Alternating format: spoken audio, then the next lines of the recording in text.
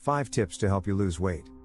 Losing weight can be a challenging journey, but it is achievable with the right mindset and habits.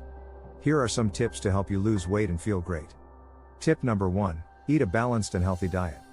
This means incorporating plenty of fruits, vegetables, lean protein, and whole grains into your meals. Avoid processed foods, sugary snacks, and excessive amounts of alcohol. Tip number 2, exercise regularly. Aim to get at least 30 minutes of exercise every day. This can include activities such as jogging, biking, swimming, or weightlifting. Find an activity that you enjoy and make it a part of your routine. Tip number 3, manage stress. Stress can often lead to overeating and poor food choices. Find ways to manage your stress such as meditation, yoga, or deep breathing exercises. Tip number 4, get enough sleep. Lack of sleep can disrupt hormones that control hunger and appetite. Aim to get 7 to 9 hours of sleep each night to help regulate your body's natural processes. Tip number 5, stay hydrated.